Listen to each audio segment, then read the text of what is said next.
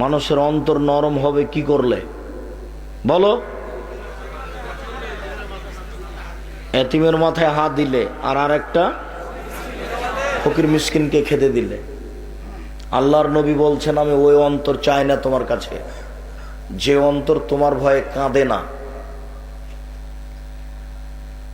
অমিন নাফসিন লা তাসবা, ওই আত্মা চায় না যে আত্মা তৃপ্তি হয় না। সকালবেলাতে ছেলে গেছে বাজারে জিনিস বিক্রি করতে গেছে, তো একটু দেরি হওয়াতে দাম কমে গেছে, তখন খালি সারা দিন ধমকাচ্ছে, হ্যাঁ তোকে সকালে যেতে বললাম, তুই গেলি না বাজারে, 3000 টাকা লস হয়ে গেল। হ্যাঁ, তার মানে যা হয়েছে তাতেও তৃপ্তি পায় না, যা হয়েছে তাতেও তৃপ্তি পায় না। এর আত্মা খারাপ, এর আত্মা ভালো নয়। আল্লাহর নবী বলছেন আমি ওই আত্মা চাই না যে আত্মা তৃপ্তি পায় না। চায়ের অমিন দাওয়াতিন লাইস্তাজাবুল্লাহা, ওই দোয়া করতে চায় না যে দোয়া কবুল হয় না। তাহলে বোঝা যাচ্ছে যে অনেক সময় দোয়া কবুল হয় না, বা অনেকের দোয়া কবুল হয় না, বা দোয়া কবুল হয় না, ব্যাপারটা আছে এরকম। কখন কখন দোয়া করতে বলেছি? আজানের সময়। আল্লাহর নবী বলেছেন যে আজানের সময় সব দরজা খুলে দেওয়া হয়, যে যা বলে তা কবুল হয়ে যায়।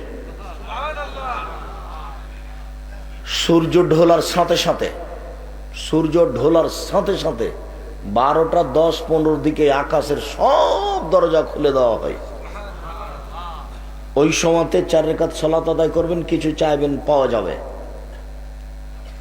ঠিক দুপুরের সময়, ঠিক দুপুর রাতে নিসফুল লাইল, ঠিক দুপুর রাতে দরজা খোলা হয়।